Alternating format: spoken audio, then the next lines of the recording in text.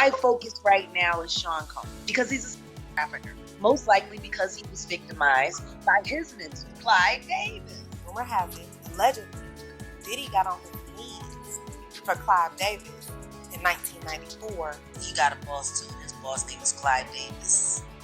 Clive run him.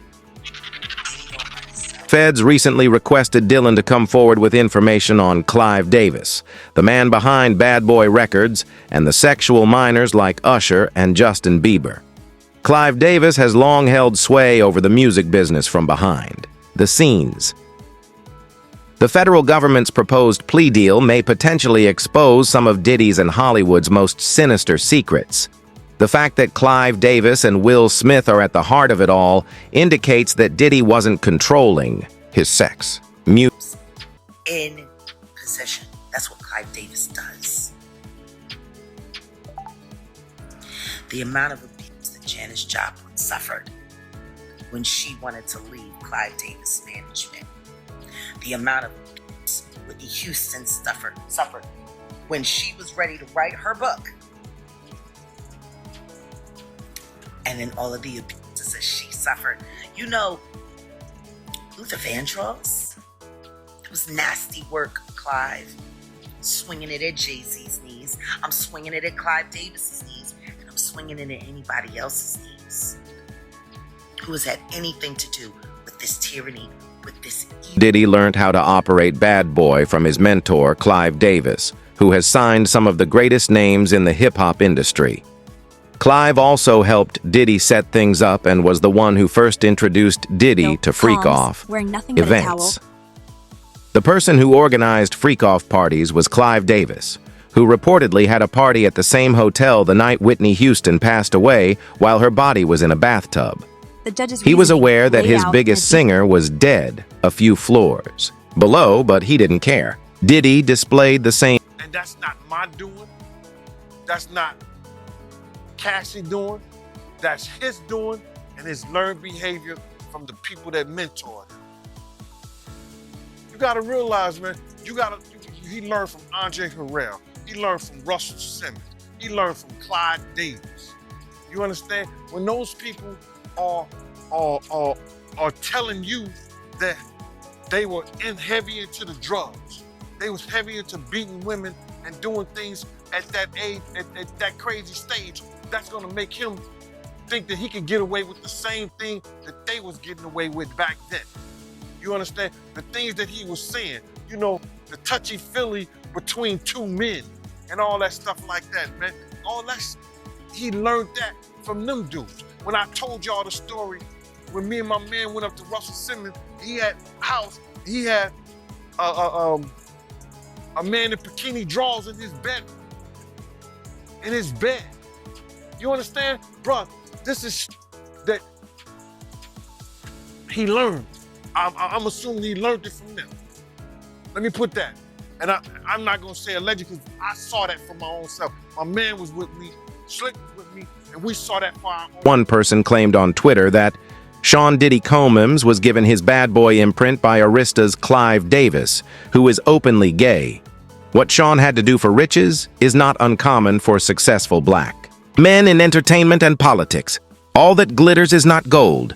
Run your race. Let the next man run his. Clive allegedly had a relationship with Diddy and turned him into the monster he is today. In the mid-'80s, I opened myself up to the possibility that I could have a relationship with a man, as well as the two that I had with a woman. I felt it was private, number one, as far as my not revealing it, but I did immediately reveal it to the people who count, my children. I have 4 children. I was totally open with my close friends. I just didn't hold the sign up, you know. And Do you think that this also there was an attitude toward bisexuality, pervasive, that you're either gay, you're straight, or you're lying. It's not. What he had learned from Clive, Diddy began an ab cycle that continues to this day, just like Clive. When Diddy took Usher and Justin under his wing, Usher was only 13 years old when his mother gave him to him. Diddy assured her that he would make Usher a celebrity, so she had to have faith in him. Usher's mother was aware of Diddy's character, but she didn't give a damn about her son's fate. Sean Puffy Combs, I don't sleep to this day. I have a problem sleeping to this day. Like, yo, man, I'm here to work, man. I ain't sang in a week. I mean, I'm 13 years old, and I'm telling him, look, you're gonna put me in the studio, man. You got Biggie Smalls in there, you got Craig Mack in there. I'm not here to party with you. I don't want to go to the clubs. Matter of fact, I'm too young to even be in here. Why you got me in clubs? We would fight, we would tussle. And I always say, stay with your kid. I don't care what they say, because they tried to push me out. They didn't want me in. They would actually say, you know, you're too close to the project. No, I'm not. Because remember, Usher went to stay with Puffy. Now that was a business decision right there. Because I didn't know Puffy. I didn't know him. How old was he? Usher was 15.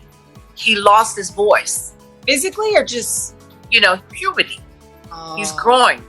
And he lost his voice. So he lost his range. So the record company felt like, okay, this is not a great investment. So Puffy was there. And I will never forget it. We had this conversation. And he said, you're going to have to trust me. That was really, really a hard decision. In an interview with Rolling Stone magazine in 2004, during the period of Usher's Confessions album, Usher acknowledged that he was exposed to sex and that he would even spend time with sex workers. He also claimed that Diddy had introduced him to a completely different kind of sex. Specifically, Usher observed that sex is really popular in the industry and recalled that there were constantly girls around Diddy's house. You would open a door and see someone having sex or a group of people having an orgy, and you never knew what would happen. To New York City. And I lived with Sean Puffy Combs for a year. That's the crazy thing. Now, that was L.A. Reid's idea, right? We're sending you New over York to City. something called Puffy Flavor Camp. There you go. To learn Flavor Camp. Yeah, Flavor that's what it Camp. was called. And you're going to go to Puff Daddy's. He's going In to the 90s, do you understand what that's like? Puffy's place was like just filled with chicks and orgying like nonstop, right? No, not really. Come on. But hey, it was curious. I got a chance to see some things. Yeah, but you were 13. What were you I saying? went there to see the lifestyle. Right. And I saw it. And it was but I don't know if I could indulge and understand what I was even looking at. It was pretty wild. So nobody tried to, some woman didn't come along. I didn't say that. Okay. I didn't But say you that. What I did say is that there were very curious things taking place, Uh-huh. and I didn't necessarily understand it. Uh-huh. Biggie Smalls was there. Biggie Smalls was there, Lil' Kim, Craig Mack. All these people are hanging around. Yeah, man. Faith Evans, And your Jodeci, parents were Mary okay? J. Blige. They didn't know nothing about this shit. Oh. I was having a good time. You know what I mean? Does he have you doing any chores? Are you doing dishes at all? I mean, to keep you humble somewhat? Or are you just like, can you stay up till 4 a.m. with them and party? I mean, I could. I actually stayed up longer than them. And what kind do you have money? What's going on? I mean, I had like per diem. Uh-huh. I had like, What like a a living. life. Yeah, it's pretty crazy. 14 years old. You're a dad now. Would you ever send your kid to Puffy Camp? Usher grew up attending Diddy's Freakoff parties and spending a lot of time with him. There were rumors that Diddy had sexually assaulted Usher while Usher lived with him, but Usher never came forward with the information, which may have been a blatant indication of this abuse. After contracting herpes in 2018, Usher was sued for infecting 2 women and 1 male. In order to have the lawsuit dropped, Usher paid $1 million. We want to thank you for making. Don't sit on the bed at night. No homo. No, just don't get close to the bed. Don't get close to the bed. But it's just like, yo, we want to thank you for hosting the thing, man. It's been a pleasure. You didn't have to do it. You did. No, I definitely didn't have to do it. I definitely didn't have to. First and foremost, I'm not getting paid. Shout out to him and what he did. I'm just gonna, if we can, let's just put the camera a little this way, just so we're not. I don't want my shot team. I don't want it to come close to the bed at all. I should look like he fresh off goddamn plane. I should. Guard stage. My brother right here from day one used to wake up and pause, but like just I mean, back in the days when he was like 10 and I was a little bit older, his older brother, we used to fight over the frosted flakes. You know what I'm saying? Before pause was invented. You know what I'm saying? But it's my brother for real. We used to actually wrestle off of the frosted flakes because he used to always get up early. Yo, what the f did Puff just say? Nobody's gonna acknowledge this for me. Papa just said we used to wrestle over the Frosted Flakes. And we're streaming live. That was stupid. Listen, that was stupid. Listen, having a good time. About Usher, they were obtained by Radar Online, and apparently back in 2009 or 2010, he had contracted herpes and passed it on to a celebrity stylist having unprotected sex with her. He had to pay $1.1 million to that woman for severe emotional distress. And he also covered her medical bills. That case was settled back in 2012. Now, allegedly, there was a greenish discharge from his penis. Oh, whoa, that's a booger. He started boogering. Penis boogers? I didn't know that. He said he went to the doctor. He was cleared of any STDs. So the woman went on and continued. Now, if I notice a greenish discharge oozing out of his penis, this ain't Nickelodeon. I don't know that I would That ain't slime. What you gonna say? I know all these kids playing with slime nowadays, but no. I don't care who you are, okay? Nothing green supposed to be coming out your penis. Nah, not at all. That's not how this works. Yellow comes out my penis. Later, Usher would become friends with Diddy, and when he began performing, he gave Justin Bieber to Diddy. Usher knew what Diddy was going to do with Justin, but he didn't care. Justin was contacted by Usher's record label, LaFace Records, and Usher's manager, La Reed, recognized that Justin could be the next big thing and signed him right away. Usher didn't take Justin seriously until he realized that Diddy flown out to Atlanta by a manager. His name's Scooter Braun.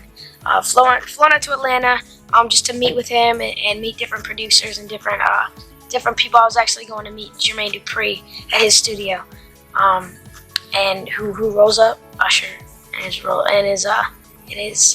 Range Rover. It rolls up, and I was like, "Is that who I think it is?" And Scooter was like, "Yeah." And so I ran up to him and I was like, Usher, I love your songs. You want me to sing you one? And he was like, let's just go inside, little buddy. It's cold out. So the politest possible way he could say no, he did. And I was like, wow, he just turned me down. And I was a little disappointed. He had to go into a studio session, so I was like, whatever. And a week later, he actually watched my videos with my manager and was like, oh my gosh, why didn't I let him sing? So flew me back to Atlanta where I got to meet him again, and he wanted to sign me. But there was something else. Justin Timberlake, right? Yes, Justin Timberlake also wanted to sign me. It was like kind of like, what happened was Justin Timberlake and Usher both went into a ring and boxed it out.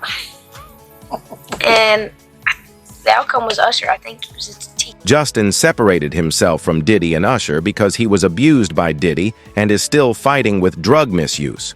But as the trial draws nearer, it appears that Justin is hurting. There is video of Justin sobbing, and there have been rumors that he has been having problems with drugs. He's coming back out and he talks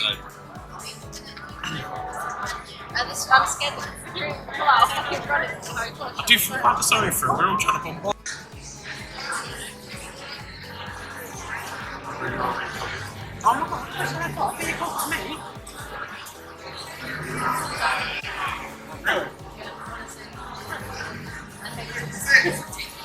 Justin Bieber's rep is breaking their silence on recent rumors regarding drug use.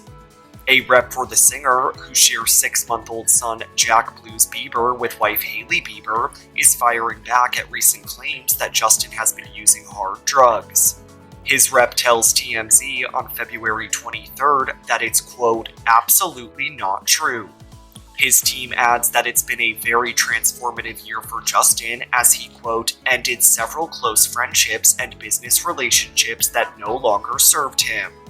As Justin's 31st birthday approaches on March 1st, he's focused on his family and his music, not speculation about his health, which his rep calls, quote, exhausting and pitiful, and shows that despite the obvious truth, people are committed to keeping negative, salacious, harmful narratives. There's another well-known figure connected to Diddy, and regrettably the rumors about him are equally repulsive as those Diddy is involved in. One of the only persons who has openly attempted to refute the Diddy accusations at a comedy engagement in San Diego is Smith, who frequently attended Diddy scoff parties with his wife Jada. I haven't been anywhere near those damn freak-offs, Will Smith quipped, adding, I don't even like baby oil. This declaration was made in response to accusations made against Diddy that he was close to Will Smith. Now, it's really hard for y'all to discern what's real and what's true. you know. And I've been seeing y'all memes and stuff. People be making memes. I see the memes. I say, no, some of that stuff is funny. Some of it's funny. But I haven't addressed any of this publicly, but I just want to say this very clearly. I don't have to do with Puffy, so y'all can stop all their memes.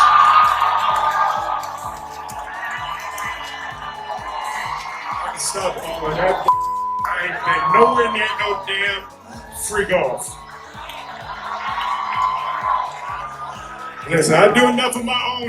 Don't be putting me in other people's. I ain't been nowhere near that man. I ain't did none of that stupid. So, whenever y'all hear it, if somebody say that, it's a damn lie. I don't even like baby oil.